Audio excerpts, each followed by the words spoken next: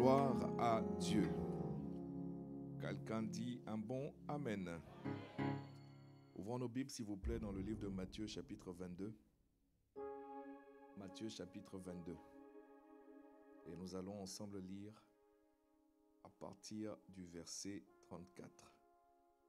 Quelques versets ce matin pour partager une pensée dans la dynamique générale de ce que le Seigneur est en train de faire. Alléluia.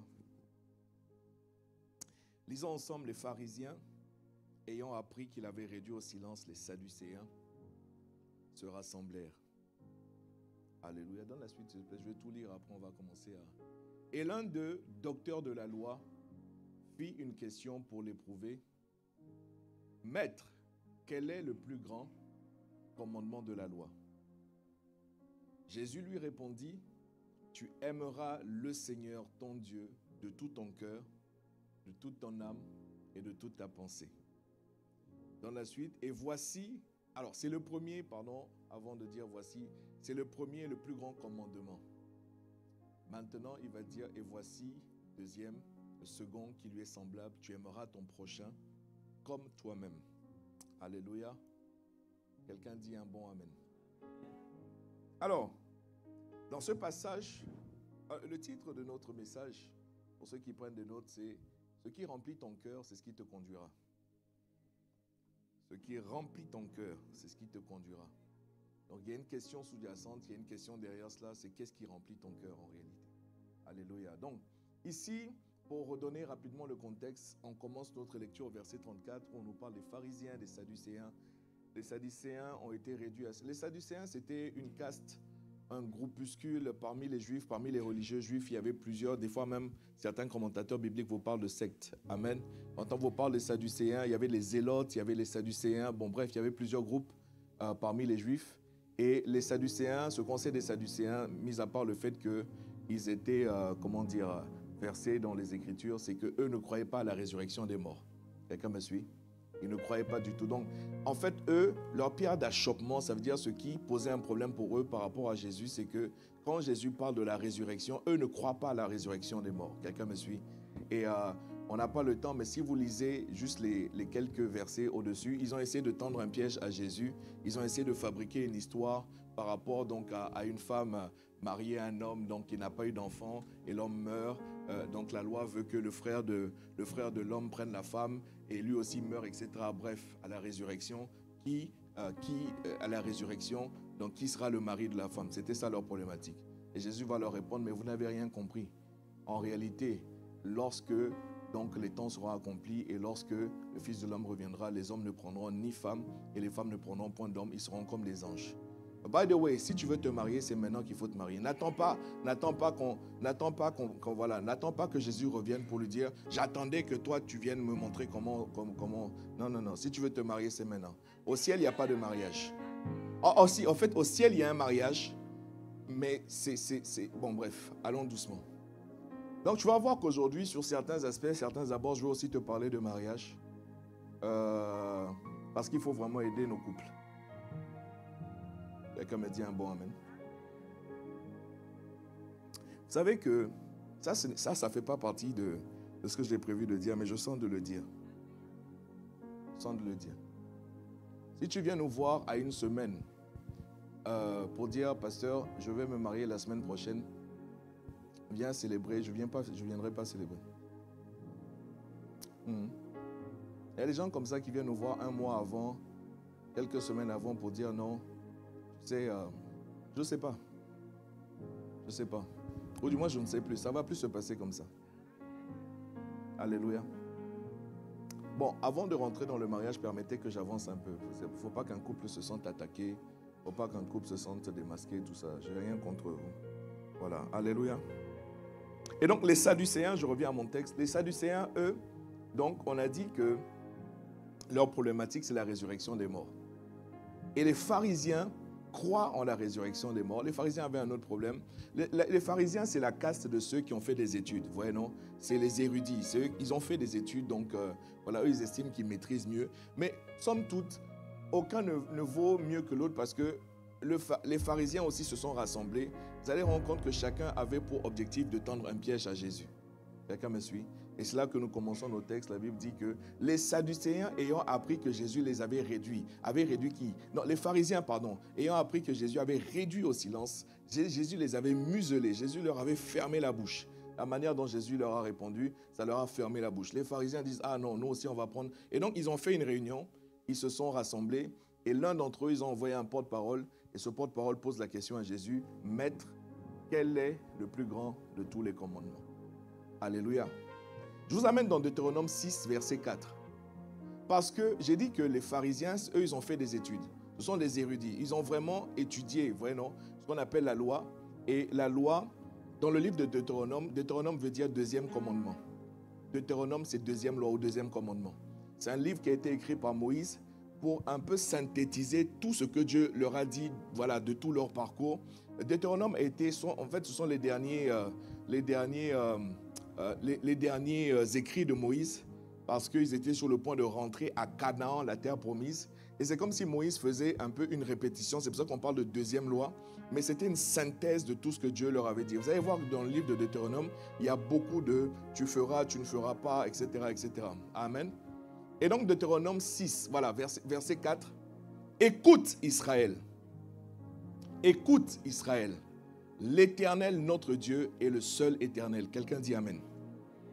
Donc Moïse est en train, encore une fois, de faire une synthèse, un résumé, un récapitulatif pour leur dire ce que vous devez retenir. Quelqu'un me suit? Et il leur dit, écoute Israël, l'Éternel, notre Dieu, est le seul éternel. Dieu leur avait dit, tu n'auras pas d'autre Dieu devant ma face. Il n'y a aucun autre Dieu en dehors de moi. Vous me suivez? Et donc Moïse leur redit, attention, écoute Israël. L'Éternel, notre Dieu, est le seul éternel. Donne la suite, s'il te plaît. Et là, maintenant, il va leur dire, tu aimeras maintenant l'Éternel, ton Dieu, de tout ton cœur, de toute ton âme et de toute ta force. Quelqu'un me suit, donne un bon amen. Et c'est ce texte-là que Jésus recite quand le pharisien lui pose la question, quel est le plus grand de tous les commandements? Jésus va leur réciter exactement la même chose, à la seule différence qu'il parlera, au lieu de toute ta force, il va dire de toute ta pensée. Si tu me suis toujours, dis un bon amen. Dis amen parce que je t'amène quelque part. Est-ce que tu es toujours ici ou bien tu as décidé de partir là? Amen. Maintenant, quand Jésus leur dit cela, la question qui a été posée à Jésus, c'est quel est le plus grand commandement?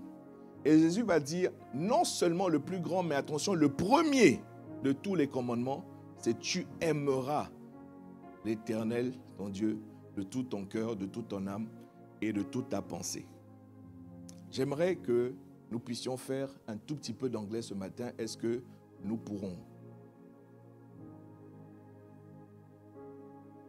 Of course.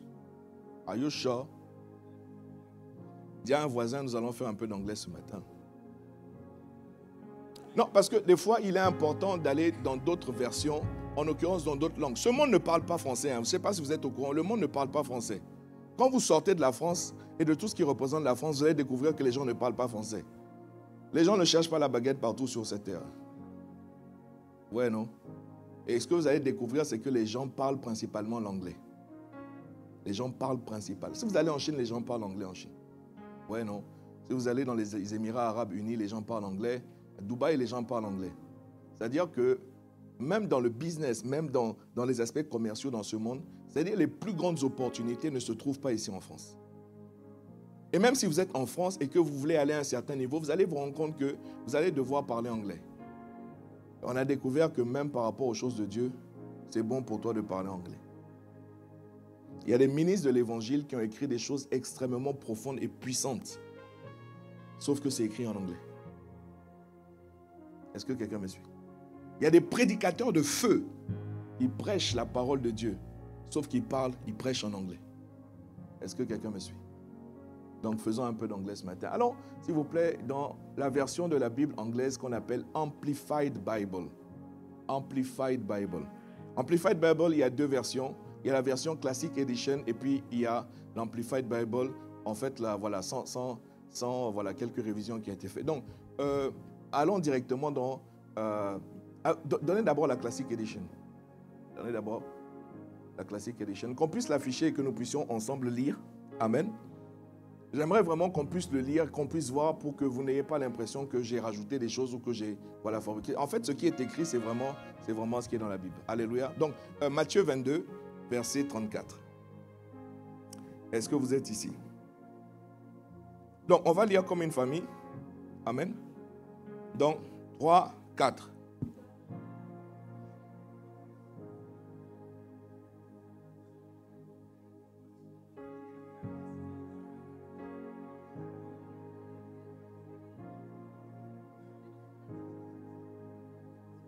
Votre problématique, c'est que vous n'avez pas appris à lire ou c'est une autre problématique? Alléluia. Now, when the Pharisees heard that he had silenced, muzzled, ça veut dire fermer la bouche, the Sadducees, they gathered together. Ils se sont rassemblés. Ok, dans la suite, on va aller vraiment. They gathered together. And one of the number, a lawyer, asked him a question to test him. Okay, teacher, which kind of commandment is great and important, the principal kind in the law? Some commandments are light, which are heavy. Je fais juste une pause pour expliquer. En fait, les mots, c'est important. Tu vois, c'est parce que les mots qui sont... On parle lawyer, ce qui est traduit en français par un docteur de la loi. Aujourd'hui, quand on parle de lawyer, c'est l'avocat. Ouais, non? Quand on parle d'un avocat en français, chez les Anglais, on parle lawyer, c'est-à-dire un homme de la loi, donc un docteur de la loi. Ici, on ne parle pas de la loi, le code civil, le code, le code commercial, etc. Non, on parle de la loi, donc tel que les Juifs la connaissent, la Torah en l'occurrence. Ils appellent ça la Torah, les 5 premiers livres de la Bible, Genèse, Exode, Nombre, Lévitique, Deutéronome. Pour eux, c'est la Torah et pour eux, c'est ça qu'ils appellent la loi. Amen. Donc, et maintenant, ce lawyer, donc ce docteur de la loi, appelle Jésus maître. Tu vois que quand le français dit maître, en réalité, il parle de teacher. Ça veut dire enseignant. Amen. Extrêmement important. OK? Donc, ça veut dire que Jésus doit être ton enseignant. Je répète, Jésus doit être ton enseignant. Jésus doit t'enseigner des choses. Il ne faut pas appeler Jésus juste maître et puis ne pas te laisser enseigner par Jésus. Teacher, which kind of commandments? Ok, dans la suite, on a déjà lu ça. Donne le verset, voilà. And he replied to him, you shall love the Lord your God with all your heart and with all your soul and with all your mind. Intellect. Voilà pourquoi je vous amène dans cette version Amplified Bible pour nous faire comprendre des choses. Intellect. Intellect. Quelqu'un me suit? Ça veut dire que même dans ton intellect, tu dois aimer Dieu.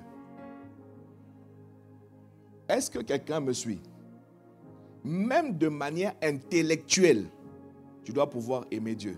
Vous savez, on nous a appris, je ne sais pas pour vous, mais on nous a fait comprendre que si tu es quelqu'un d'intellectuel, ça veut dire si tu es quelqu'un de logique, si tu es quelqu'un qui raisonne, si tu es quelqu'un qui réfléchit, tu ne peux pas te laisser avoir par ce piège de Jésus-Christ. C'est n'importe quoi. Or, la Bible nous dit, c'est juste qu'il fallait aller dans une autre version pour comprendre de quoi est-ce que Jésus en réalité est en train de parler. C'est-à-dire tout ton être, même intellectuellement, tu dois aimer Dieu. Est-ce que quelqu'un me suit? Je dis souvent que je suis pasteur, c'est vrai. J'ai une formation académique scientifique. On m'a appris des intégrales. On m'a appris des dérivés. Pour ne parler que de mathématiques, sans rentrer dans les physiques. Dans les physiques, on a parlé des forces, tu vois, non? On a parlé des tensions, on a parlé de beaucoup de choses. Et à l'époque, on nous faisait croire, même jusqu'à aujourd'hui, on nous faisait croire que tu ne peux pas être quelqu'un qui réfléchit et aimer Dieu.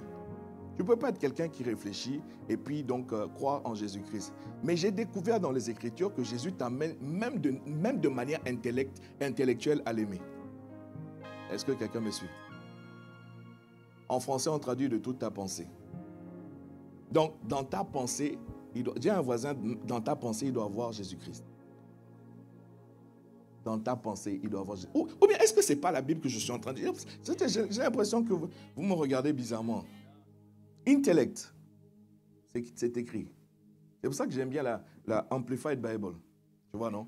Et tu vois que ce qui est bien aussi dans l'Amplified Bible, c'est qu'il te fait donc des références croisées. C'est-à-dire qu'il te ramène, c'est-à-dire au texte de base que Jésus emploie pour dire ça. Et c'est Deutéronome 6 que nous venons de lire. Tu vois, non? Pour dire, en fait, Jésus dit, je m'appuie sur ça. Alors, les pharisiens, je répète que ce sont des gens qui sont très, très, très attachés à la loi. Et donc, leur piège, c'était de voir, est-ce que toi, Jésus, tu connais véritablement notre loi à nous? Est-ce que quelqu'un me suit? C'est pour ça que Jésus cite spécifiquement le texte de la loi. C'est-à-dire, Jésus cite spécifiquement l'endroit où c'est écrit, voici le plus grand commandement. Alléluia. Sauf que ces pharisiens-là ne savent qu'ils ont affaire à la parole elle-même. Ils n'ont pas conscience. C'est pour ça qu'ils ont posé une question à Jésus. Et avez-vous remarqué que Jésus ne s'est pas juste arrêté à répondre, voici le plus grand commandement. Il dit non seulement c'est le plus grand, mais c'est le premier. Et ensuite, il va continuer à dire, Jésus, mais est-ce qu'on t'a demandé quel était le deuxième commandement? Non, on ne t'a pas demandé ça. Sauf que moi, je suis la parole. Vous ne savez pas que je suis moi-même la parole. Vous ne savez pas que c'est moi qui ai inspiré Deutéronome 6.4. Vous n'étiez pas au courant de ça. Voilà pourquoi je rajoute que ce n'est pas complet. Il y a un deuxième commandement qui est semblable, c'est que tu aimeras ton prochain comme toi-même. Est-ce que vous me suivez? Ok, donc finissons. On est toujours dans Amplified Bible. And a second, ok, vas-y. Okay, this is the great, most important principle and first commandment. Hallelujah. And a second is like it. C'est là où Jésus rajoute à quelque chose qu'on ne lui a pas demandé, mais je suis la parole. Amen. You shall love your neighbor as you do yourself. Donc, pareil, c'est écrit dans Lévitique pour expliquer à ces docteurs de la loi, je sais de quoi vous voulez parler. Lévitique 19, verset 18. Donc, tu dois aimer ton prochain comme toi-même. Est-ce que quelqu'un me suit? Est-ce que vous êtes ici ou bien vous êtes déjà fatigué? Et j'ai dit que aujourd'hui, sur certains abords, on va devoir parler de... Reviens dans la version française, s'il te plaît. D'abord, on va aller tout à l'heure dans Amplified Bible, mais reste d'abord là pour l'instant. On va dans lui second. Restons dans lui second. Amen. Donc, quel est le plus grand commandement? Le plus grand commandement, c'est tu aimeras le Seigneur ton Dieu de tout ton cœur, n'est-ce pas? De toute ton âme, n'est-ce pas? Et de toute ta pensée, intellect, your mind. Alléluia. Non, qu'est-ce que Jésus dit? Ok, avant de dire ce que Jésus dit, vous devez savoir que les Juifs, ok, chez les Juifs, ce que nous venons de lire et qui nous paraît si anodin, pour un Juif aujourd'hui, même jusqu'à aujourd'hui, pour un Juif, ça n'a rien d'anodin. Voyez-nous, le verset là, Deutéronome chapitre 6 que nous venons de lire, pour eux, c'est ce qu'ils appellent, donc chez les Juifs, c'est ce qu'ils appellent ça Shelma. Est-ce que quelqu'un me suit? Si tu vas demander à un Juif, il faut poser la question, si tu connais un Juif, il faut poser la question. Vous devez savoir que chez les Juifs, jusqu'à aujourd'hui, matin et soir, ils doivent réciter ce verset-là. Écoute Israël, l'Éternel, notre Dieu, est le seul éternel. Matin et soir. Si vous connaissez un Juif, posez-lui la question. Voyez, non?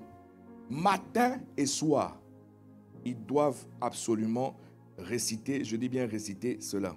Voyez, non? Et pour eux, c'est quelque chose de fondamental.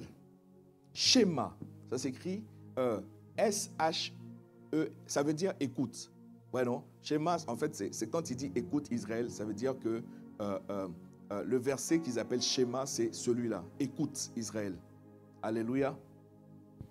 Est-ce que quelqu'un me suit?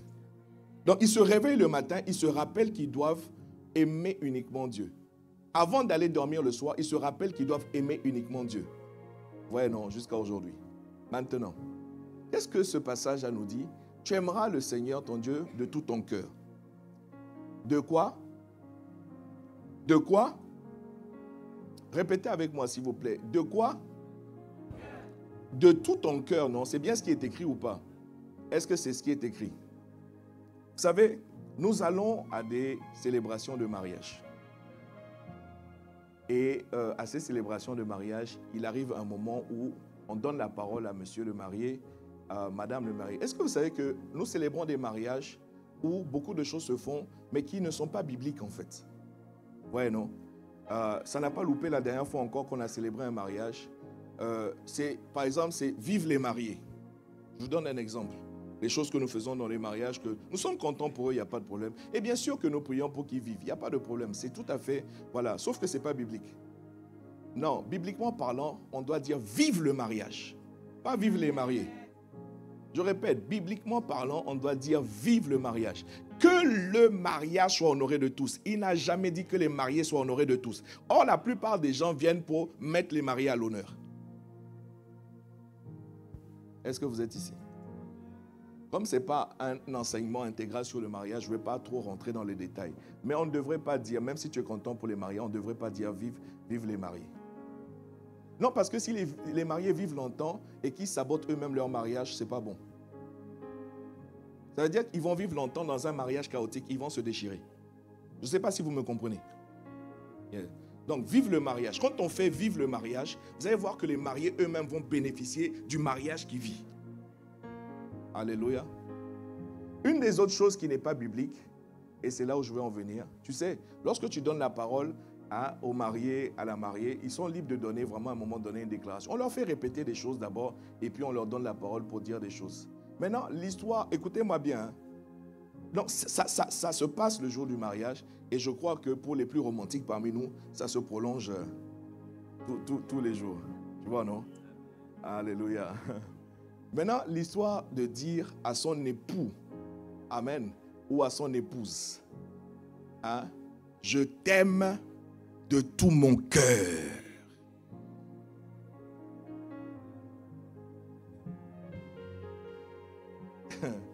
Schéma. Écoute Israël. L'Éternel notre Dieu est le seul éternel. Tu aimeras l'Éternel de tout ton cœur. Maintenant, toi, tu viens dire à madame ton épouse, hé bébé.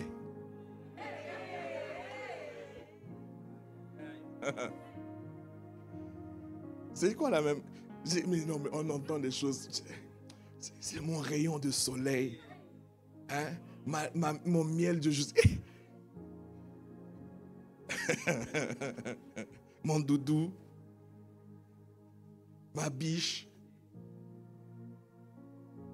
Mon sucre d'orge. Mon étincelle. Ma lumière. Mon essentiel.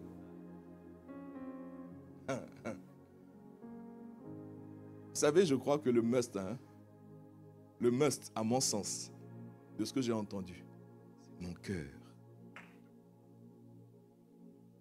C'est-à-dire que c'est même pas dire je t'aime de tout mon cœur, c'est directement mon cœur.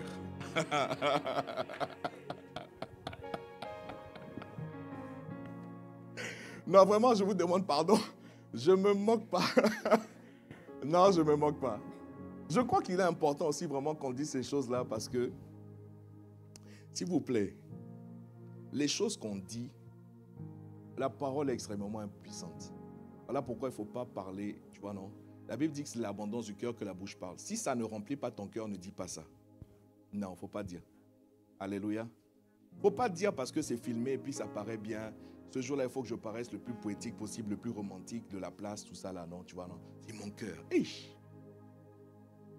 Alléluia. Donc, quand tu commences à dire à ton époux, à ton épouse, c'est pas mauvais, c'est-à-dire c'est affectueux, tu vois, non, c'est romantique, tout ça là, il n'y a pas de problème. Mais quand tu commences à dire à la personne, je t'aime de tout mon cœur, donc quelle est la place, la portion qui reste à Dieu?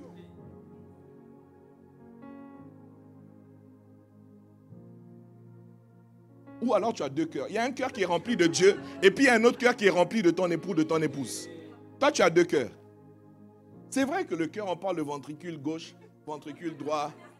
C'est ça, hein, ça doit être ça. Mais tu sais que c'est un seul cœur et ce même seul cœur, c'est-à-dire et ventricule gauche et ventricule droit doivent être remplis de l'amour de Dieu. Normalement. Et je racontais au premier service une petite histoire, mais en fait c'est mignon. Dis à un voisin, c'est mignon. Non, c'est mignon, c'est doux, c'est affectueux, tout ça là. Encore une fois, il n'y a pas de problème. Hein. Une des dernières fois, il s'est arrivé à plusieurs reprises, mais une des dernières fois, vous savez, mon fils, il dit, papa, je t'aime de tout mon cœur. C'est mignon. Alléluia. J'ai dit, petit, il y a un petit problème. je commence par lui demander, mais si tu m'aimes de tout ton cœur, je dis, mais et ta maman dans cette histoire-là? Vous me suivez? Et donc, il dit, ah oui, c'est vrai. Donc, papa, je t'aime de la moitié de mon cœur. Et puis, j'aime maman de l'autre moitié de mon cœur. Je dis, ah, mais c'est formidable, mon petit. C'est formidable. Je dis, mais au fait, où sont tes frères et tes sœurs dans cette histoire-là? Est-ce que quelqu'un me suit? Et donc, il refait son calcul. Je le vois essayer de diviser son cœur en parts égales. Tu dis, oui, papa, je t'aime, maman, je t'aime. Ah, j'aime ma grande sœur. Mais, ah! Et maintenant, j'arrive à la dernière étape. Je lui dis, mais c'est bien. Nous aussi, nous t'aimons. Mais si tout ton cœur est rempli de papa, maman, tes frères et sœurs, où est Dieu dans cela? Est-ce que quelqu'un me suit? Et je sens que le petit, il a la bouche fermée. Il essaie de refaire les calculs, il essaie de trucs, il se rend compte que là, il est coincé. C'est mignon comme tout. Ouais, non? Sauf que ce n'est pas ce que Jésus-Christ a demandé. Si c'est le cœur, ton cœur, c'est-à-dire de tout ton cœur, alléluia, de toute ta pensée, your mind, même ton intellect doit être rempli de l'amour de Dieu. Est-ce que quelqu'un me suit ici? So, je reviens un peu au mariage. Quand monsieur, tu dis à madame, je t'aime de tout mon cœur, et que tu t'attends à ce que madame aussi réponde, je t'aime de tout mon cœur. Voici, bien-aimés, comment est-ce qu'on commence à mettre Dieu dehors de nos maisons, de nos foyers, de nos mariages. Il n'y a plus de place pour Dieu. Toute la place est donnée à l'autre. Est-ce que vous êtes ici? Dieu dit, tu dois m'aimer moi l'Éternel de tout ton cœur. Or toi tu dis à l'épouse là, je t'aime de tout mon cœur. Il n'y a plus de place pour Dieu et on est surpris que Dieu n'ait plus de place chez nous à la maison.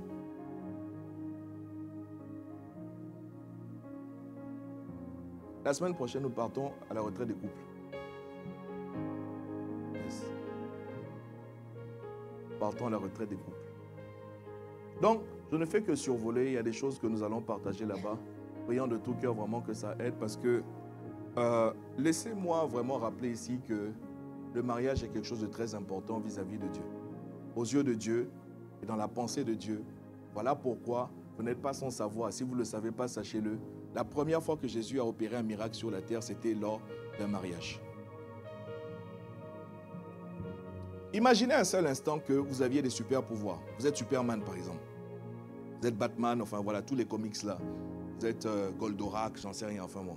Tous les super-héros que Marvel nous montre, les comics nous montrent, et que vous avez des super-pouvoirs. Ouais, non?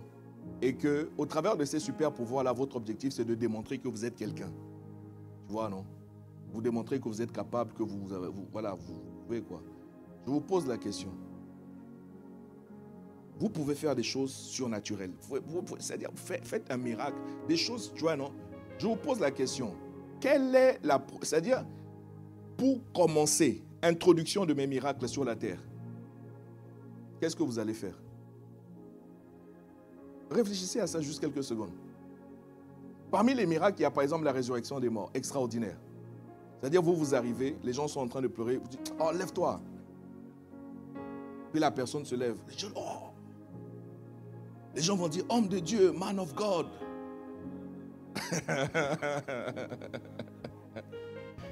Hein? You're powerful. There's power here. Tu vois? Parmi les miracles, tu vois, il y a par exemple nourrir une foule de 5000 hommes sans compter les femmes et les enfants. Parmi les miracles, il y a guérir des maladies incurables. Parmi les miracles, il y a ce qu'on appelle la pêche miraculeuse. Tu dis une parole et puis un pêcheur, bon, aujourd'hui on va dire un chef d'entreprise, se retrouve du jour au lendemain à l'instant T avec des millions dans son compte en banque. Millions de chiffres à faire en quelques secondes.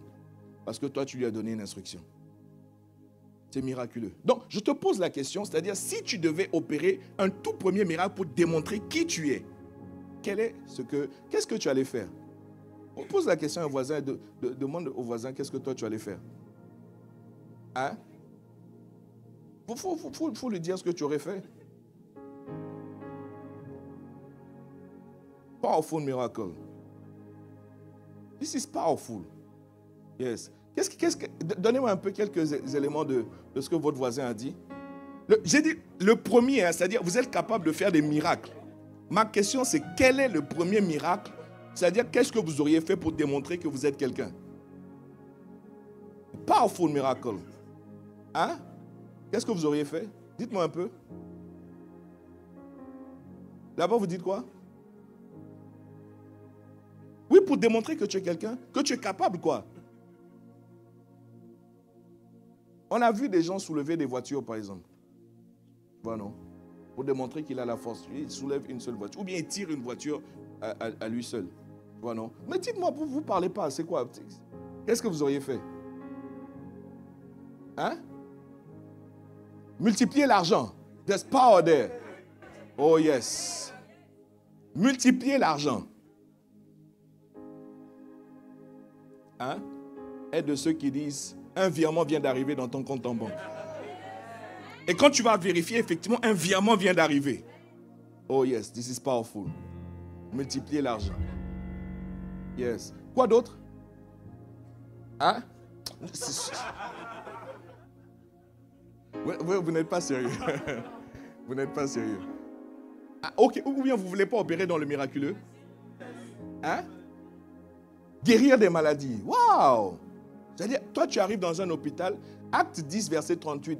Vous savez comment Dieu a oint d'Esprit Saint et de force le Seigneur Jésus qui allait de lieu en lieu, guérissant toutes les maladies. C'est-à-dire, il n'y a pas une maladie qui résiste à Jésus. Si c'est maladie de la tête, maladie du cœur, maladie des poumons, maladie des reins, c'est-à-dire articulation, les yeux, les oreilles, c'est ORL, c'est cancer, tout ça là, il n'y a rien qui résiste à Jésus. Quand Jésus arrive, la belle-mère de Pierre est couchée, la Bible dit qu'elle avait la fièvre. Quand Jésus dit, quelle fièvre ça? Il dit, lève-toi, sers-nous à manger, là, c'est quoi ton problème? Ouais, non? Donc guérir les maladies, this is powerful. Toute maladie. Tu rentres à Charles-Nicolle, tous les malades se lèvent. Tu vois, non? Et quand tu as fini à Charles-Nicolle, tu vas à Clinique Mathilde. Tu finis à Clinique Mathilde, tu veux Clinique de l'Europe. Tu vas au Belvédère. Tu vois, non? C'est-à-dire que tu sillonnes tous les... Et quand tu as fini à Rouen, tu vas à Caen, tu vas au Havre, tu vas à Paris. C'est-à-dire, there's a powerful man of God there. C'est-à-dire, il y a un puissant homme de Dieu qui est venu ici en France. Est-ce que quelqu'un me suit? Quand tu finis en France, tu vas aux Antilles. Tu finis aux Antilles, tu vas... non, Afrique, il faut aller là-bas en dernier, parce que vraiment... Est-ce que quelqu'un me suit? Là-bas, tu risques de passer beaucoup de temps. Amazing. Les gens souffrent en Afrique. Hein. Ici, il y a des moyens technologiques, la science a augmenté là-bas. Les gens meurent pour des choses. Mais des fois, il y a des histoires, quand vous entendez, c'est pas possible. On ne peut pas mourir de ça aujourd'hui. À une époque, ici en Europe, aujourd'hui, les gens mouraient pour... Aujourd'hui, c'est inconcevable en France, en Europe, de mourir pour certaines maladies. C'est impensable. Ouais, non? Bon, tout n'est que grâce. Quelqu'un me suit dans un... Donc, guérir toutes les maladies. This is powerful. Quoi d'autre? Résurrection des morts. Lazare, lève-toi. Quelqu'un me suit? Fille de Jairus, la veuve de Naïm, etc. Jésus a ressuscité plusieurs morts pour finir par ressusciter lui-même. Il dit, je suis la résurrection et la vie. Vous me suivez? Quoi d'autre comme miracle? Le premier miracle que vous auriez fait pour démontrer que vous êtes quelqu'un. Convertir Satan. So, no, this is impossible. Non. Non. Ça fait pas partie des miracles. Ça veut dire c'est une des choses que Dieu lui-même a établi comme... Lui là, non. Lui seulement, non. Voilà pourquoi tu ne dois pas être comme Satan. Parce que si tu es comme Satan, ça veut dire Dieu a marqué Satan et dit, toi seulement, non, il n'y a pas de pardon pour toi. Ouais, non? Là, convertir Satan, non. Est-ce que Jésus a essayé de convertir Satan? Jésus n'a jamais essayé de convertir Satan? Vraiment, vous là.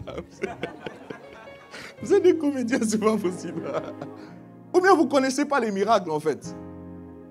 Vous ne connaissez pas les miracles. Pouvez-vous imaginer que l'homme qui par la suite des choses ressuscite des morts, tu vois, non? L'homme qui par la suite des choses fait des choses extraordinaires. La Bible dit que pour la première fois, il manifesta sa gloire et ses disciples crurent en lui. C'était un mariage. Sauver un mariage. Sauver un mariage, c'était le tout premier miracle de Jésus-Christ. On n'avait aucune idée de comment est-ce que c'est-à-dire le mariage est hautement important pour Dieu. En fait, si vous aviez lu les 4 secrets d'un mariage réussi de l'apôtre Yvan, vous auriez compris. Le mariage est hautement important pour Dieu. Au fait, la plupart d'entre nous, nous ne réalisons pas que Jésus veut se marier.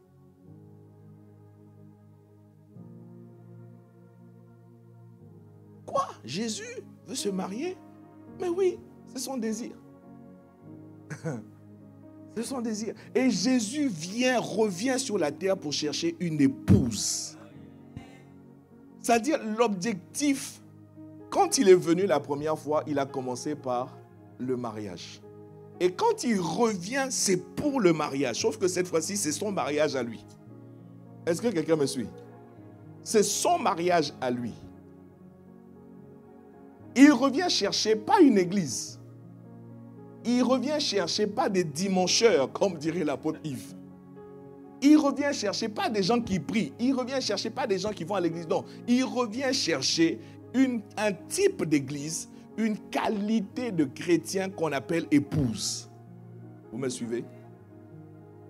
Quand tu commences dans la foi, tes premiers pas, la Bible dit que tu viens de naître de nouveau. Quand tu viens à Jésus-Christ, tu nais de nouveau. Voyez, non? Naître de nouveau, quand on parle de naissance, la naissance fait référence à quoi? À un bébé. Amen. Tu vois, non? Voilà. Donc, quelqu'un, je me souviens d'un pasteur qui avait dit, Jésus n'est pas un pédophile. Quelqu'un me suit? Donc, ça veut dire que si jamais tu commets l'erreur de rester un bébé spirituel, Jésus ne viendra jamais te prendre. Aujourd'hui, dès qu'il est question de pédophilie, quelque part, tout le monde est horrifié. Jésus ne vient pas chercher des petits-enfants. Jésus vient chercher une épouse. Il veut se marier, il cherche une épouse.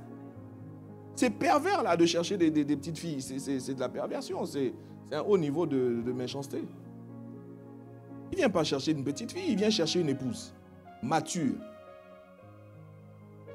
Quand vous lirez dans Éphésiens, la Bible dit qu'un homme qui aime sa femme doit aimer comme Christ a aimé l'Église. Il doit travailler à la présenter sans tache ni ride, ni rien de semblable. Il cherche une épouse de qualité.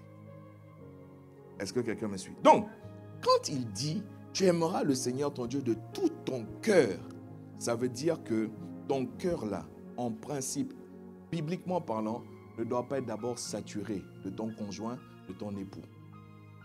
Ton cœur doit être d'abord saturé de Dieu. Est-ce que vous êtes ici? Est-ce que vous êtes ici? Donc, ton cœur est rempli de Dieu. Ton cœur est rempli de la pensée de Dieu. Ton âme est remplie. Je vais partager avec vous quelque chose que je n'ai pas partagé au premier service. Parlons un peu de l'âme. Parce qu'au premier service, vous savez, non, il y a 4 éléments. Il y a ton cœur, il y a ton âme, il y a ta pensée et puis il y a tes forces. Vous me suivez? Le cœur, je viens d'en parler. Ton cœur, mon cœur, tous nos cœurs doivent battre pour Jésus-Christ. Quelqu'un dit Amen. Je répète, tous nos cœurs doivent battre pour Jésus-Christ. Est-ce que vous savez que dans le calvaire de Jésus, même son cœur a été percé? Tu vois, non? Son côté a été percé, donc la lance qu'ils ont utilisée a touché son cœur. Donc Jésus a accepté que son cœur soit touché pour toi. Pourquoi est-ce que tu n'acceptes pas que ton cœur soit touché pour Jésus?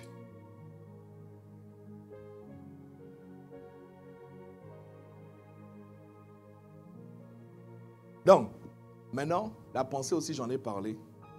La pensée, la Bible dit, c'est écrit quelque part, au reste que tout ce qui est pur, c'est dans le livre de Philippiens, au reste que tout ce qui est pur, tout ce qui est honorable, etc., soit l'objet de tes pensées. Tu vois, non? Ça veut dire que check tes pensées. En fait, je suis venu donner, voyons, quelques indications pour nous tous, et moi le premier, pour que nous puissions savoir, en fait, où est-ce que nous en sommes. Parce qu'actuellement, nous sommes en train de parler de convoitise. Nous sommes en train de parler des choses qui remplissent le cœur. Nous sommes en train de parler des désirs profonds. Et le résultat que nous obtenons, en réalité, n'a rien à voir avec ce que la Bible dit, ce que Dieu veut pour nous. Ouais, non? Et pourtant, nous prions. Ce n'est pas que nous ne prions pas. Et pourtant, nous allons à l'église. Ce dimanche matin, nous sommes à l'église. Et pourtant, nous jeûnons. Bientôt, on va rentrer dans 21 jours. Amen. Sinon, nous, on sort de 24 heures. Bref, c'est-à-dire tout ce que nous faisons, est-ce que in fine, nous obtenons ce que les Écritures disent? Si nous n'obtenons pas ce que les Écritures disent, ça veut dire que nous faisons beaucoup de choses. Amen. C'est-à-dire que facialement, nous faisons beaucoup de choses, mais la vraie problématique, c'est que le cœur n'est toujours pas emballé. Or, ce que les Écritures disent, c'est que Dieu regarde au cœur. C'est Dieu là, tu peux faire ce que tu veux, c'est-à-dire que, regarde, on va aller tout à l'heure dans 1 Corinthiens 13. Tu peux faire beaucoup de choses. C'est-à-dire que lui, ce qu'il regarde, c'est l'état de ton cœur. Et s'il voit que ton cœur ne le désire pas, s'il voit que ton cœur n'est pas rempli de lui, de toutes les manières, pour lui, c'est zéro. Tu vois, non? C'est pour ça que, en tant qu'enfant de Dieu, en tant que chrétien, allons à l'église. Certainement, on se dit, écoute, laisse tomber de toutes les manières, depuis autant d'années que je prie, depuis autant d'années même que truc. C'est pour ça que certaines personnes disent que les pasteurs sont des charlatans. Ouais, parce que si c'est prier, j'ai prié. Si c'est jeûner, j'ai jeûné. Si c'est la dîme, j'ai envoyé la dîme. C'est-à-dire tout ce qu'on m'a demandé de faire, je l'ai fait. Et je n'ai rien obtenu. Donc c'est faux. Non, c'est pas que c'est faux. Quel est l'état de ton cœur? Parce que Dieu ne regarde pas d'abord à ce que tu as fait. Dieu regarde d'abord à l'état de ton cœur. Est-ce que ton cœur est rempli de lui ou est-ce que ton cœur est rempli de toutes choses? Ce que la Bible appelle les convoitises, les soucis du siècle présent. Dans la parabole des talents, pas des talents, la parabole du semeur du moins, 4 types de cœurs. Vous allez voir que ce n'est pas tous les cœurs qui reçoivent véritablement la parole de Dieu. Non. Ce n'est pas tous les cœurs qui acceptent la parole de Dieu. Que cette parole-là pénètre, s'enracine, tu vois, non, et puis commence à germer, porter du fruit. Il y a des cœurs pierreux, il y a des endroits pierreux. Il y a des cœurs remplis de ronces. Les soucis du siècle présent. On a parlé de Démas ici. Les plaisirs du monde. Ce que le monde propose. Aujourd'hui, j'avais dit ça la dernière fois, le baromètre pour mesurer la réussite d'un enfant de Dieu, c'est le même baromètre pour mesurer la réussite de n'importe qui sur la terre des hommes. Parmi lesquels il s'est marié. Tu vois, il a un bon travail, ou il a une entreprise. Il est riche, il a de l'argent, il a une maison. Tu vois, non. En fait, c'est les mêmes choses. Mais on va progressivement pour nous montrer que le baromètre que Dieu utilise, lui, pour qualifier que quelqu'un a réussi, s'appelle le sacrifice. S'appelle la souffrance. S'appelle le renoncement à soi. Tu vois? Plus tu renonces à toi, plus tu renonces au plaisir de ce monde, plus Dieu dit yes. Bon, aujourd'hui, l'Église n'a pas envie d'entendre parler de cela. Parce qu'on voit, nous, les paroles qui vont... Montre-nous comment on fait là pour briller, tout ça.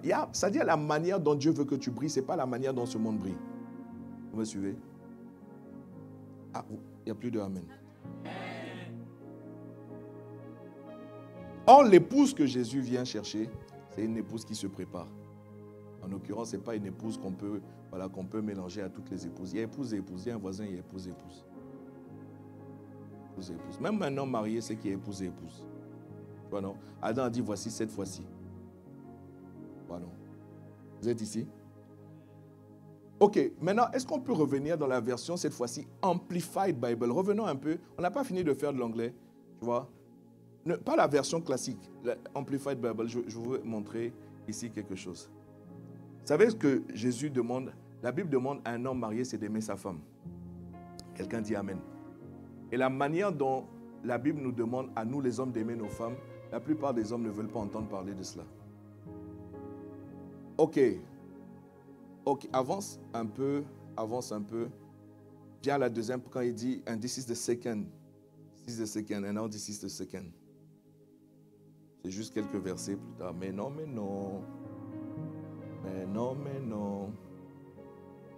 Yes. Ok, arrête-toi là. The second is like it. You shall love your neighbor as yourself. Tu vois? Et c'est tout à fait cohérent. Ce qui est écrit entre crochets là, c'est ça que je voudrais que nous puissions lire ensemble. Ok? That is unselfishly seek the best or higher good for others. La manière dont Jésus-Christ te demande d'aimer les autres, tu vois, c'est de manière non égoïste. Selfish en anglais, c'est égoïste. Donc, unselfish, c'est quelqu'un qui n'est pas égoïste. Tu vois, non? Unselfishly, seek the best or higher. Tu vois? Seek the best. Seek, c'est rechercher. Seek. You have to seek for the best or the higher for others. Ça veut dire que tu dois rechercher le meilleur ou le plus élevé pour les autres. Voici comment Dieu te demande d'aimer les autres. Dieu ne te demande pas d'aimer les gens en leur disant « je t'aime ».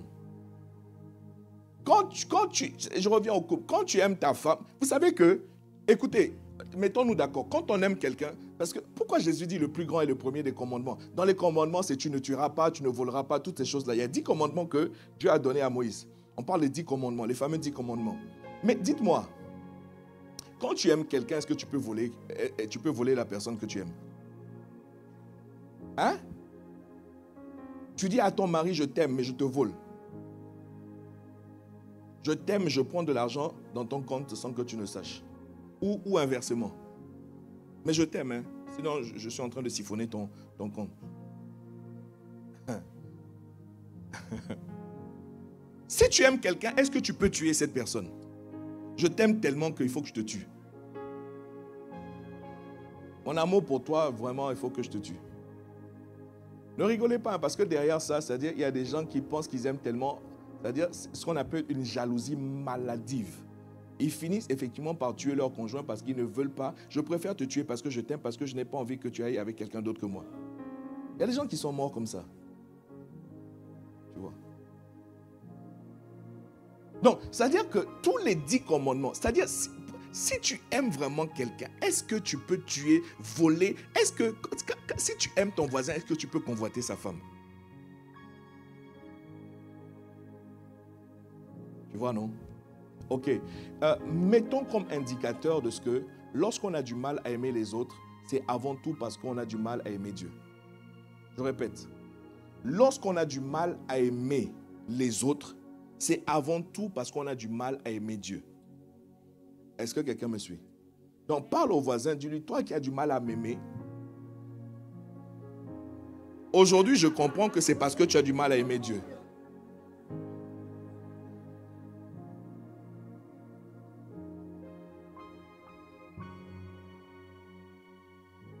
C'est pas moi qui l'ai dit, ne me regardez pas comme ça.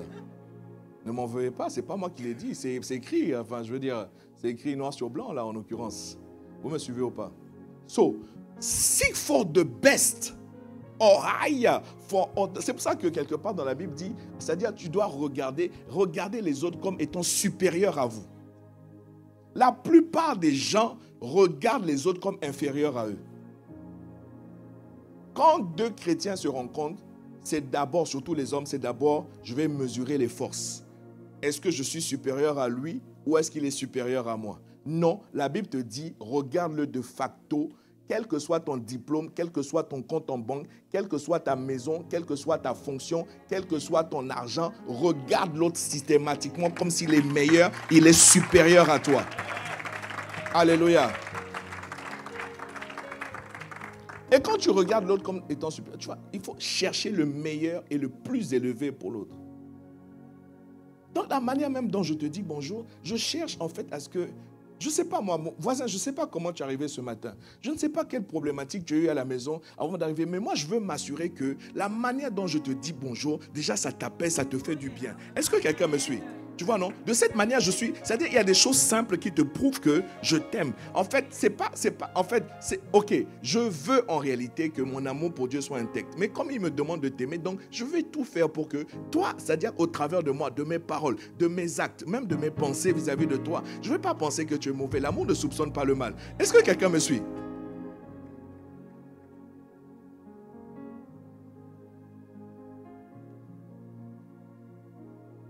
Lisons la Bible et fonctionnons selon ce que la Bible nous dit. Seek the best or higher for others. Maintenant, imaginez que nous sommes dans un couple et que monsieur cherche the best or higher pour son épouse. Et que inversement, madame seek the best and higher for son époux. Je vous pose la question, qu'est-ce qui va se passer dans nos maisons? Paradis. Paradis sur la terre. Ou le paradis dans la maison. La paix dans la maison. Un foyer harmonieux. Tu sais, j'ai écouté l'apôtre Yvan. Il disait, quand tu comprends les choses du mariage, ce n'est plus tellement à cause de ton épouse en tant que telle, c'est à cause du mariage. C'est d'abord à cause de Dieu. Elle a trop salé le riz.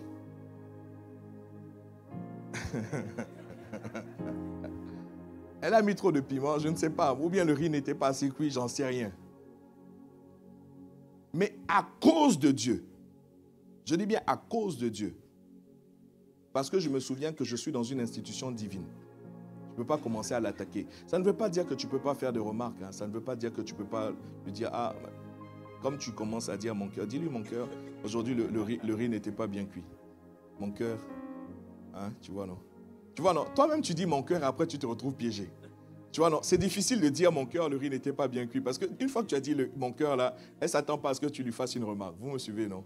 C'est pour ça que mieux la sagesse, il y a des choses qu'il ne faut pas dire. Bon, bref, est-ce qu'on se comprend? Donc, imaginez un seul instant, surtout vous qui êtes mariés, monsieur cherche the best or higher pour son épouse. À lui faire du bien, exclusivement du bien. Peu importe ce que cette femme a fait ou n'a pas fait. Peu importe ce que ce monsieur a fait ou n'a pas fait. Parce que des fois, c'est qu'il n'a pas fait ou il n'a pas assez fait. Vous me suivez? I'm seeking the best or higher for you.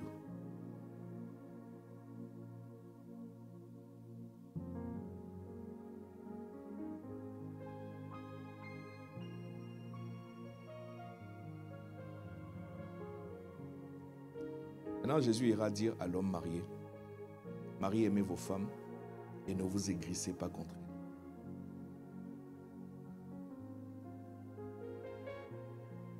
Est-ce qu'on peut fermer les yeux quelques instants?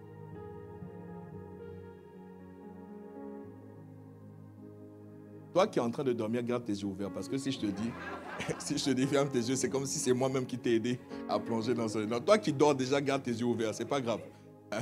Mais toi qui ne dormais pas, tu peux fermer les yeux. Mais ne dors pas, hein. Ne dors pas, reste là. Alléluia.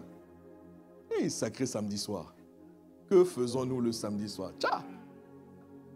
Question, hein? Et vous êtes avantagés, vous avez dormi plus que les gens du premier service. Mais enfin, bon, anyway, fermons les yeux quelques instants, s'il vous plaît. Maintenant, je voudrais qu'un homme marié qui est honnête dans la salle lève la main s'il reconnaît qu'il lui est arrivé de s'aigrir vis-à-vis de sa femme.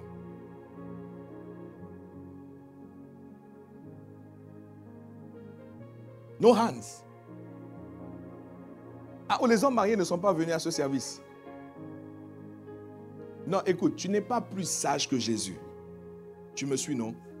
Tu n'es pas plus intelligent que Jésus. Jésus t'a dit, aime ta femme et fais en sorte que ton cœur ne soit pas aigri. Ça veut dire que ton cœur peut s'aigrir contre ton épouse.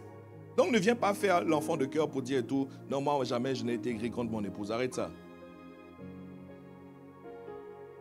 No hands. Où les hommes mariés ne sont pas venus à ce service. Les célibataires qui sont là aujourd'hui. Donc c'est bon que vous entendiez ces choses-là. Acclamez le Seigneur. Donnez gloire à Jésus. Alléluia. Vous savez, quand Dieu parle, c'est-à-dire il a une longueur, c'est même pas une longueur, il a des longueurs d'avance sur nous. Il dit, et vous savez, tous les jeunes mariés là, calmez-vous, hein. Calmez-vous. Vous n'avez pas encore vécu, vivez encore. Ouais, vivez encore. Aimez vos femmes et ne vous aigrissez pas. Vous savez c'est quoi être aigri, non? Est-ce que quelqu'un sait ce que c'est être aigri? C'est-à-dire avoir de l'aigreur dans son cœur. Tu as un cœur aigre, mais occasionné, causé par cette femme-là. Donc, lui qui t'a dit mon cœur le premier jour, le même cœur devient aigri contre toi maintenant.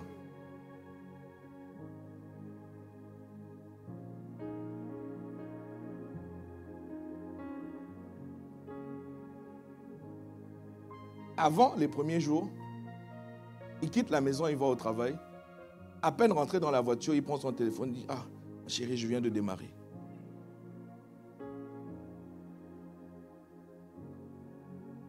Hein?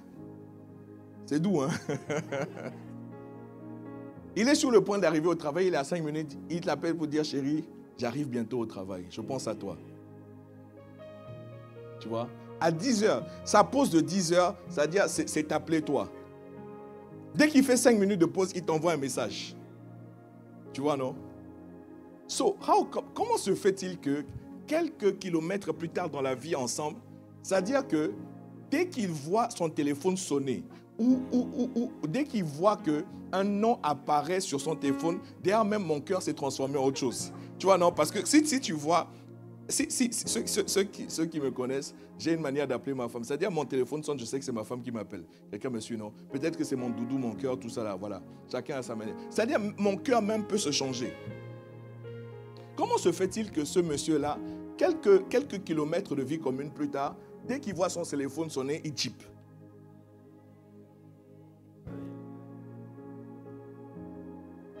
est-ce que l'aigreur n'est pas rentré quelque part? Vous me suivez, non? Pourquoi est-ce que avant, même quand tu es en réunion, ta femme t'appelle, dit, mais ma chérie, non, attends, je réponds à mon chef là. Attends, ne raccroche pas. Je suis au téléphone avec ma femme. En pleine réunion. Comment se fait-il que quelques kilomètres de vie comme plus tard, mais tu m'appelles pourquoi? Je suis en réunion, tu me déranges là, pourquoi tu m'appelles? Tcha! C'est ce qu'on appelle raccrocher au nez. Est-ce qu'il y a une femme ici? Non. Est-ce que tu as vécu l'expérience où monsieur t'a raccroché au nez?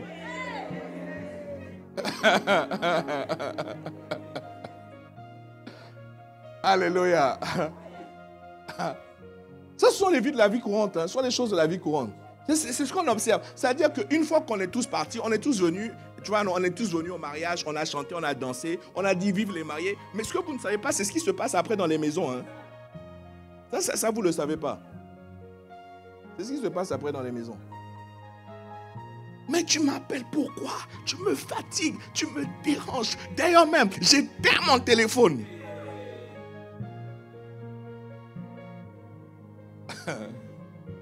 Or, ça fait longtemps que Jésus nous avait dit, Marie, aimez vos femmes et ne vous aigrissez pas. Ça veut dire, faites attention à l'aigreur qui peut rentrer dans votre cœur vis-à-vis de cette femme-là. I'm telling you, je suis Jésus. Je sais de quoi je vous parle. C'est quelque chose qui peut arriver.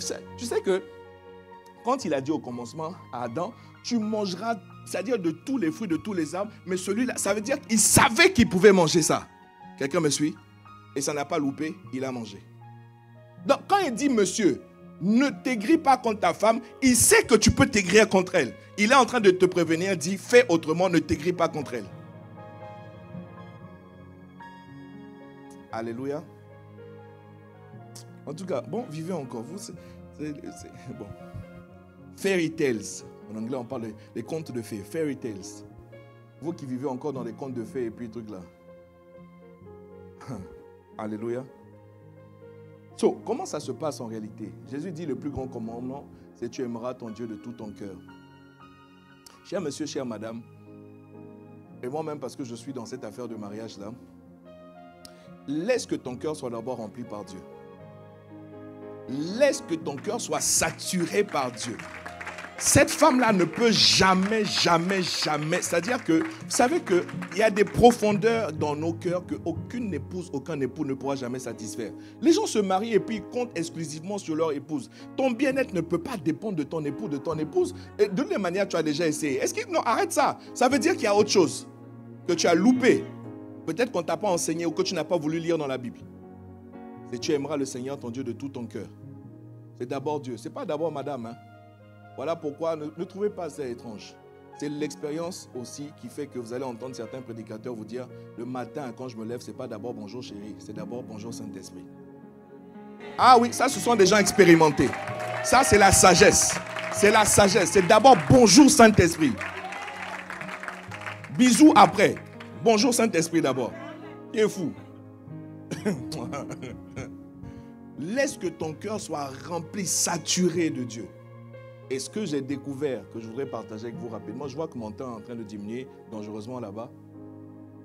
Tu sais, la raison pour laquelle Jésus a ajouté tout de suite, et le deuxième commandement qui est semblable, c'est que tu aimeras ton prochain. Il est juste en train de t'expliquer que jamais tu ne pourras aimer ton prochain tant que tu n'aimes pas Dieu. Impossible. Impossible. Tu ne peux pas aimer ton... Non, tu ne peux pas. Et monsieur... Voilà ce que je voulais partager avec toi, madame. Bon, surtout monsieur, parce que madame, c'est autre chose.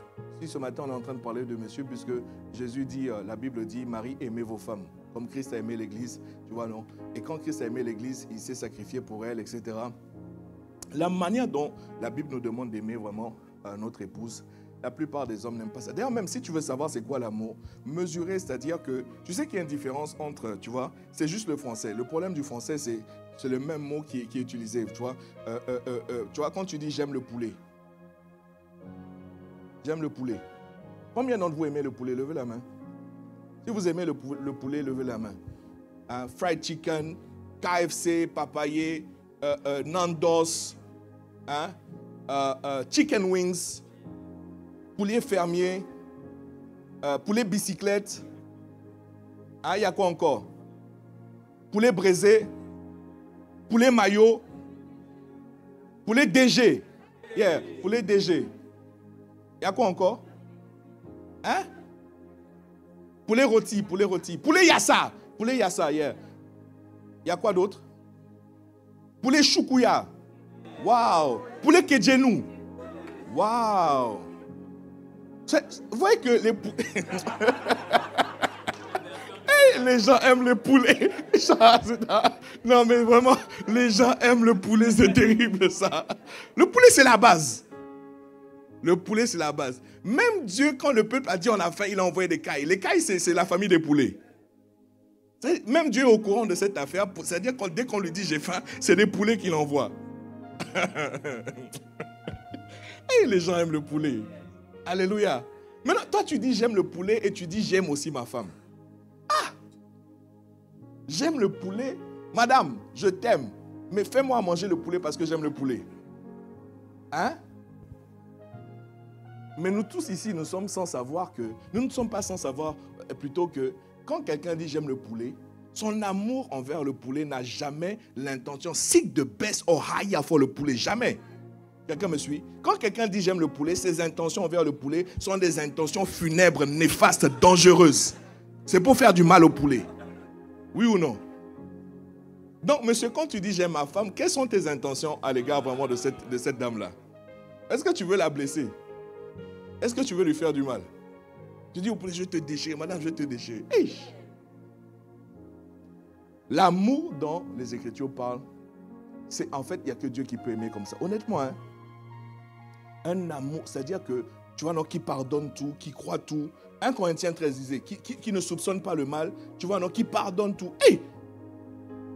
Il n'y a que Dieu qui peut aimer comme ça. Donc c'est pour ça que Dieu te dit, écoute, le secret c'est quoi? Laisse d'abord, monsieur, que ton cœur soit rempli. Je parle de monsieur, que ton cœur soit d'abord rempli, saturé de moi. Et en fait, le secret, je vais te le dire, c'est moi, dans ton cœur, qui sera capable d'aimer ton épouse.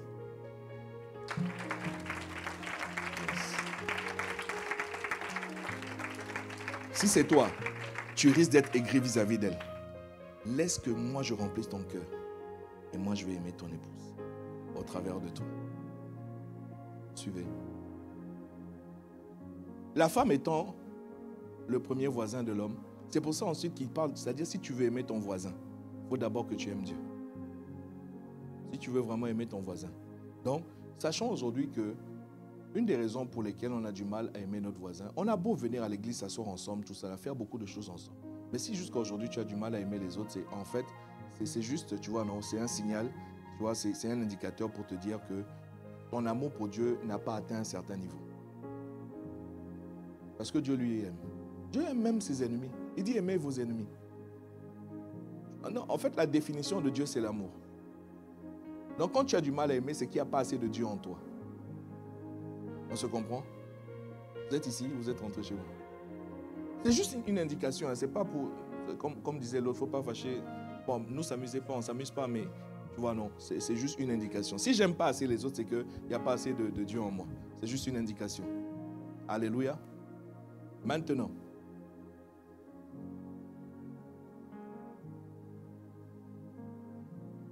Jean 14, verset 15.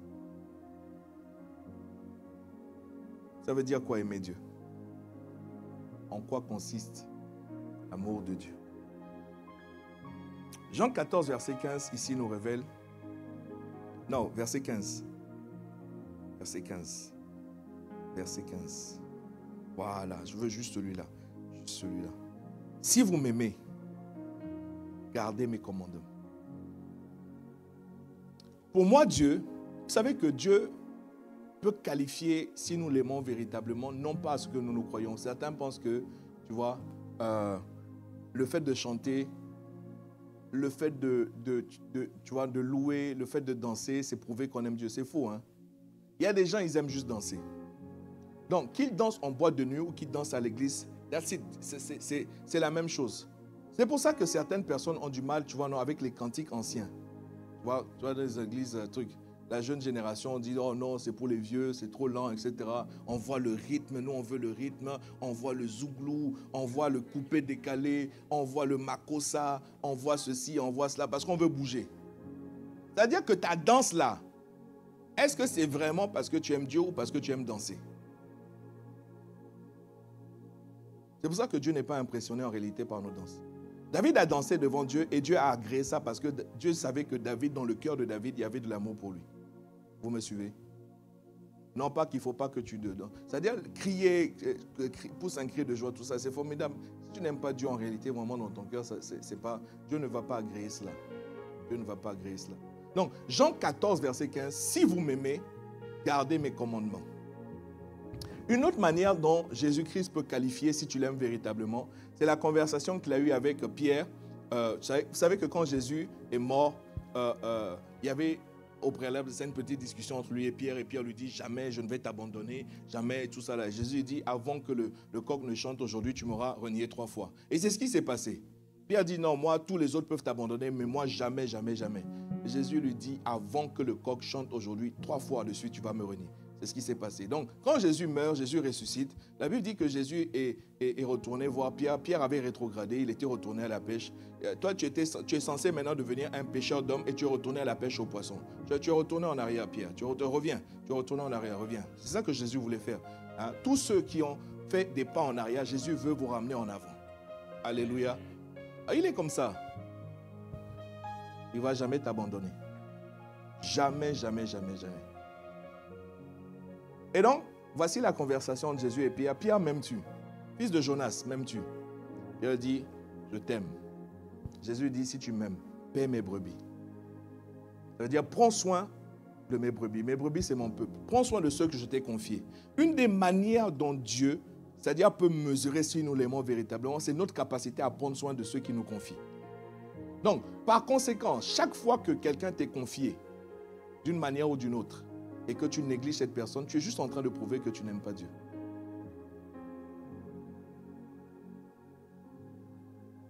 Aussi. Tu es juste en train de prouver qu'en réalité, tu n'aimes pas Dieu. C'est-à-dire, Dieu a plusieurs baromètres, plusieurs indicateurs pour lui. Ce sont ces baromètres, ces indicateurs à lui, pour mesurer si tu l'aimes véritablement. C'était quoi notre chant de tout à l'heure là? Je t'aime, tu le sais. C'était quoi là? Je te porte dans mon cœur. Et mon cœur bouillonne d'amour pour toi. Yeah. Et tu es mon yaya et je t'aime, tu le sais. Combien connaissez ce cantique-là? Je te porte dans mon cœur. Non, levez la main, vous qui connaissez. Mais chantez alors, pourquoi vous me regardez comme ça? Vous connaissez, non? Et mon cœur, c'est quoi là? Et mon cœur bouillonne. Aide-moi là. Yes. Je te porte dans mon cœur. Ah. Et mon cœur bouillonne d'amour pour toi. Tu es mon yaya. Je t'aime, tu le sais. Je te porte dans mon cœur. Ça, ce sont les paroles des chrétiens dans les églises. Et tu vois, main sur le cœur, ils sont en train de chanter, main levée, tout ça. Je t'aime, tu le sais. Je te porte dans mon cœur. Et mon cœur bouillonne d'amour pour toi. Entre-temps, midi approche. Il est en train de penser au poulet qui va déchirer tout à l'heure. Et tu dis, mon cœur bouillonne d'amour pour toi. Hey! Vous voyez que, c'est-à-dire, tu peux chanter. Tu vois, non? C'est-à-dire, Dieu a vu ta main levée. Dieu a vu ta main sur le cœur. Dieu t'a vu prosterner. C'est-à-dire, Dieu a vu tout ce que tu as fait.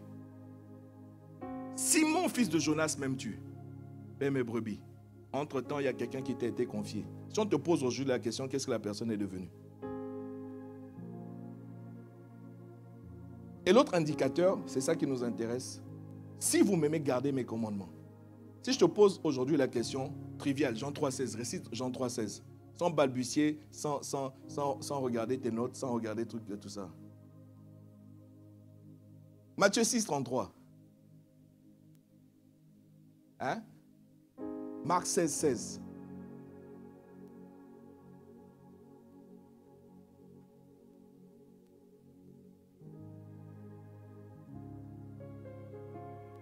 Vous êtes ici? Est-ce que vous êtes ici? Si vous m'aimez, gardez mes commandements. Garder, ça a un double sens. Garder, ça veut dire à la fois, vous devez avoir. C'est-à-dire garder, tu vois, non? Quand je garde quelque chose, ça veut dire que je protège. Tu vois, non? Ça veut dire, voilà, bref. Et ça veut aussi dire obéissez à mes commandements.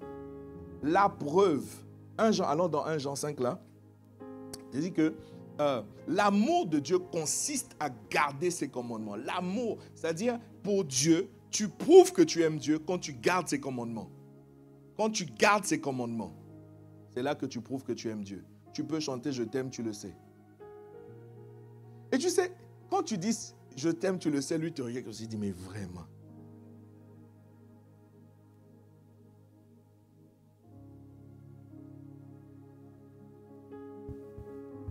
Alléluia. Une des choses qui nous manque dans l'église contemporaine, en fait nous avons beaucoup de choses dans l'église contemporaine. Là j'ai cité un chant, il est magnifique hein, ce chant, honnêtement, franchement c'est un chant magnifique. Des fois je dis juste que notre adoration est purement émotionnelle. Ce chant-là peut te faire pleurer. Et des vraies larmes coulent. Hein?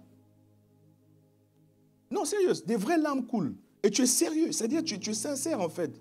Tu veux réellement dire à Jésus, je t'aime. En fait, non, ce que tu veux exprimer, peut-être que les mots, voilà, en fait, c'est je veux t'aimer. Sincèrement, je veux t'aimer. Sincèrement, je veux t'aimer. C'est ça que tu veux traduire. Et en fait, je crois que ce qui te fait couler les larmes, c'est comme tu sais que tu n'arrives pas à l'aimer. En fait, ça te blesse toi-même. Je crois que c'est ça qui fait couler les larmes. Je crois sincèrement que c'est ça qui fait couler les larmes. Le chant est magnifique, il y en a d'autres. Tu vois, non? Je te donne tout de moi. Je me lie à toi, Seigneur. Écoute bien. Je te donne tout de moi. Je me lie à toi, Seigneur, sans rien retenir, sans rien retenir. Non, une fois que tu as chanté le chant, as-tu remarqué combien de fois tu retiens? As-tu remarqué combien de fois tu retiens? Et pourtant tu as dit je te donne tout de moi. Mais tout de toi, tu sais que la Bible dit que tu es constitué de 3 éléments. Il y a l'esprit, l'âme et le corps. Tu vois? Et Jésus a dit tout à l'heure, on l'a lu, même ton âme, c'est-à-dire de toute ton âme. De toute ton âme. Je vais te donner un exemple. À chaque fois que tu laisses la tristesse prendre le dessus sur ton âme, ça veut dire que tu n'aimes pas Dieu. Je disais la dernière fois à mon fils, mon aîné, mon fils, enfin mon premier fils. Tu sais, tu as toujours le choix en fait. On peut te blesser, c'est vrai. On ne nie pas le fait que tu as subi un choc. On ne nie pas le fait que tu as vécu quelque chose de dur. Mais c'est toi qui choisis de plonger dans l'amertume, dans la tristesse, ou malgré tout de laisser la joie du Seigneur te transporter. Parce que ce qui vient de Dieu, c'est la joie du Seigneur. Est-ce que quelqu'un me suit? Tu peux vivre, c'est vrai, des choses terribles, tu vois. Et la Bible parle de ce qu'on appelle le fruit de l'esprit par rapport par opposition, tu vois, non, aux œuvres de la chair. Galates 5, verset 19 d'une part, Galates 5, verset 22 d'autre part. Ce qui vient de Dieu, c'est l'amour. Tu vois, ça commence toujours par l'amour. La paix, la joie, c'est-à-dire que dans ton âme là, si tu laisses autre chose prospérer dans ton âme, c'est que tu es en train de prouver que tu ne gardes pas son commandement qui consiste à être rempli de lui.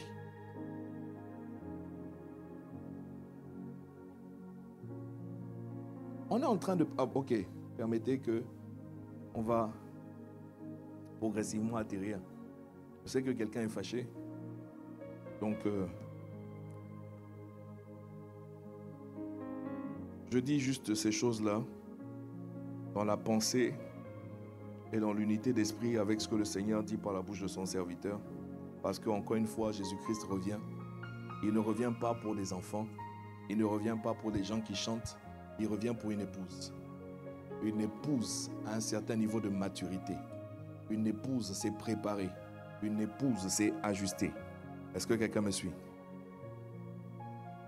Est-ce que quelqu'un me suit? Romains Ok, allons dans... Quand il parle de garder, il parle au fait d'obéir. Vous savez, parce qu'une chose est de connaître les Écritures. La Bible dit que la connaissance enfle. L'objectif n'est pas non plus que si on dit Jean 3,16 et que tu débites, c'est bien de le connaître.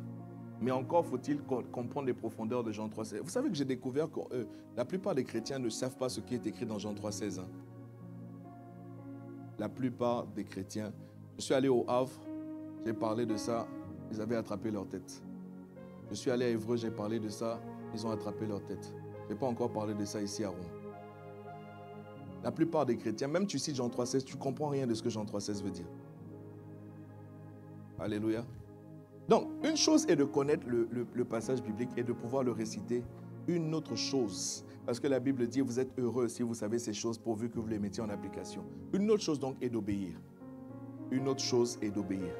Et souvent, en fait, on a des problèmes à plusieurs étages, à plusieurs niveaux.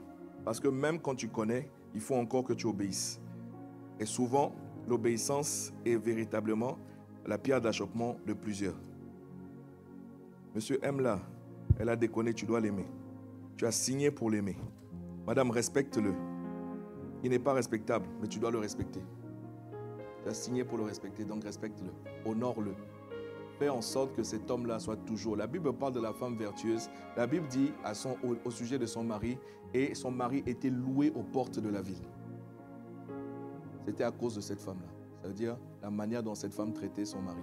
La manière dont cette femme-là mettait son mari. C'est-à-dire que tout le monde était obligé d'honorer cet homme-là. Ouais, non. Demande à un voisin, est-ce que tu es inscrit à la retraite des couples?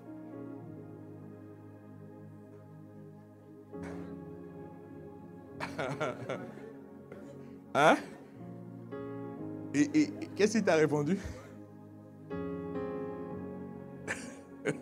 Il a dit bientôt, hein? Bientôt par la foi. Non, laisse d'abord, on va t'accompagner au mariage. Amen. Et une fois qu'on t'aura accompagné au mariage, on t'inscrira. Nous-mêmes, on va t'inscrire à la retraite des couples. Actuellement, j'ai dit que les couples là, et même on va inscrire ça dans la charte. Dans la charte. Parce que, vous savez, on ne veut plus, honnêtement, on ne veut plus. Pardonnez-moi, hein, je demande pardon. Il y a une différence entre les noces et le mariage. Il y a une différence entre les noces et le mariage. Ce pourquoi nous voulons militer, c'est le mariage, ce n'est pas les noces. Donc quand vous avez mis le paquet sur les noces, et qu'il y avait même des couverts en diamant, et que par la suite vous vous entredéchirez, ça ne nous intéresse plus.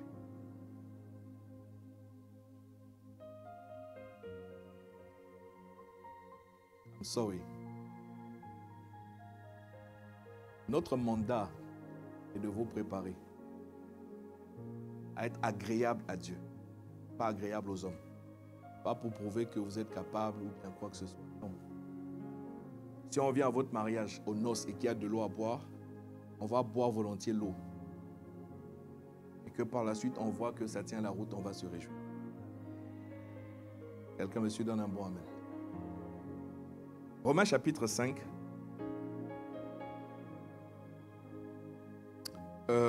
Ok, je vais commencer au verset 12, comme tout à l'heure j'hésitais. Verset 12. Comme par un seul homme le péché est entré dans le monde, et par le péché la mort, et qu'ainsi la mort s'est étendue sur tous les hommes, parce que tous ont péché. Tu vois, la Bible dit que tous ont péché. Car jusqu'à la loi, le péché était dans le monde. Or, le péché...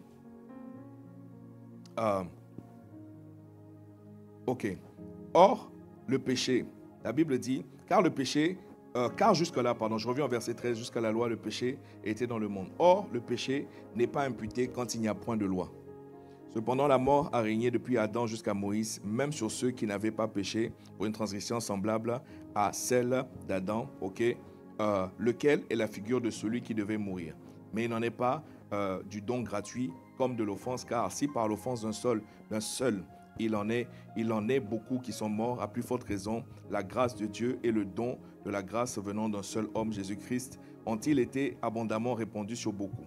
Et il n'en est pas du don comme de ceux... En fait, ce texte-là nous explique simplement que On va prendre un autre tout à l'heure, tu vas comprendre. La problématique, c'est le péché. Mais on va découvrir ensemble dans un autre texte qu'en fait, quand il y a un péché, c'est là qu'il y a convoitise. Or, on a défini la convoitise comme étant tout ce qui t'intéresse, tout ce que tu désires et qui n'est pas Dieu. Vous me suivez, non? Est-ce que vous êtes ici ou vous êtes rentré chez vous? Vous êtes ici ou vous êtes rentré chez vous? Maintenant, la Bible dit que nous devons être conscients que nous sommes esclaves de celui à qui nous avons obéi. Et c'est là que tu vas comprendre pourquoi ce titre, ce qui remplit ton cœur, c'est ce qui te conduira. Parce que tu as beau chanter, je t'aime, tu le sais, tu as beau faire toutes ces choses, mais Jésus a dit quoi? De tout ton cœur, de toute ton âme, de toute ta pensée et de toutes tes forces. Maintenant, je vais te parler de toutes tes forces, c'est-à-dire les actes que tu poses. Si tu me suis dit amen. Les actes que tu poses, je mets aussi dedans les paroles. À tes paroles, on peut à peu près mesurer où est-ce que tu en es. Et surtout à tes actes, on peut aussi voir où est-ce que tu en es vis-à-vis de Dieu. Amen. La convoitise est une émanation du péché. Et quelqu'un me suit là, un bon amen. La convoitise est une émanation du péché. Maintenant, allons dans Romains, juste un chapitre plus loin, au chapitre 6. Vous êtes ici? Je te donne tout de moi. Analyse bien les paroles de ce chant-là. Alléluia. Je te donne tout de moi. Je me livre à toi, Seigneur. Je te donne tout de moi. Je me livre à toi, Seigneur, sans rien retenir, sans rien retenir, sans rien retenir. Alléluia. Now, verset 12, Romains chapitre 6. Je vous en supplie de comprendre ici que Paul, l'apôtre Paul ne s'adresse pas à des païens. Il s'adresse à l'église de Rome, les chrétiens qui sont à Rome. Donc tout ce qu'il va dire, ça veut dire que vous, chrétiens, vous êtes concernés par ça. Vous me suivez? Est-ce que vous me suivez? Qu'est-ce que Paul dit? Que le péché ne règne donc point dans vos corps mortels et n'obéissez pas à quoi? À ses convoitises. Le péché a des convoitises. Voilà pourquoi, quand on parle de convoitise, ça veut dire que le péché n'est pas loin. Vous êtes ici? Dès qu'on parle de convoitise, ça veut dire que le péché n'est pas loin. Pourquoi? Parce que c'est le péché qui produit ces convoitises-là. Maintenant, comment se fait-il que l'apôtre Paul parle à des chrétiens, encore une fois, non pas des païens, il leur dit que le péché ne règne pas. C'est simplement parce que ce que j'ai observé, c'est que le péché règne en vous. Je suis venu vous exhorter pour vous dire au contraire que le péché ne règne pas chez vous. Peut-on dire qu'on aime Dieu et pourtant que le péché règne? Peut-on aller à l'église et pourtant largement le péché règne? Oui, jusqu'à aujourd'hui, c'est ce que nous constatons. Pourquoi? Parce qu'une fois qu'on est sorti de ces 4 murs, on ne sait pas ce qui se passe. Il y a des choses que nous constatons. Il y a des choses que nous entendons par la suite. Et ce que nous entendons n'est qu'une infime partie de ce qui se passe en réalité. C'est que le péché ne règne pas. Maintenant, verset 13. Et n'obéissez pas à ces convoitises. Donc, on peut obéir aux convoitises du péché. Maintenant, verset 13. Ne livrez pas vos membres. Vraiment, Jésus, en fait, dans Deutéronome, il dit de toutes vos forces. Quand il parle des membres, c'est-à-dire qu'on a parlé du cœur, on a parlé de l'âme, on a parlé de la pensée. Maintenant, on parle des membres, la force. Ne livrez pas vos membres au péché comme des instruments d'iniquité, mais donnez-vous vous-même à Dieu comme étant vivants des morts que vous étiez, et offrez à Dieu vos membres. Offrez à Dieu vos membres, sans rien retenir. C'est-à-dire, je te donne tout de moi. Je me livre à toi. Pourquoi? Parce que, en fait, j'ai découvert que je peux me livrer au péché. Et donc, non, je ne veux pas me livrer au péché. Je veux plutôt me livrer à toi.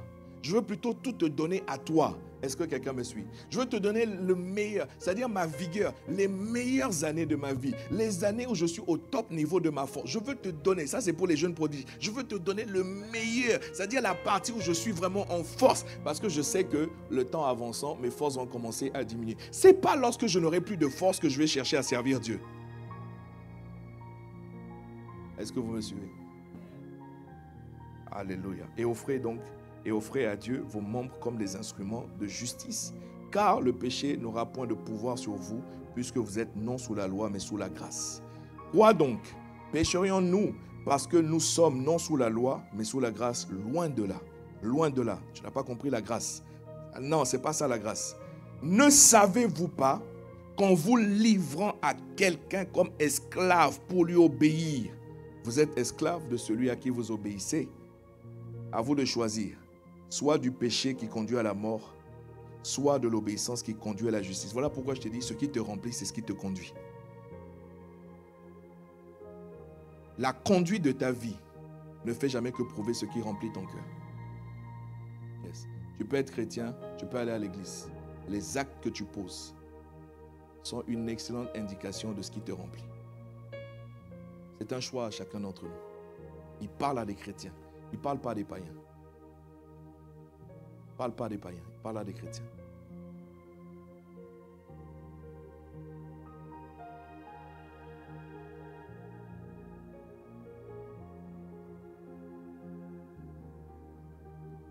Louia ou louia pas. Je vais arrêter là. Rien retenir. Sans rien retenir.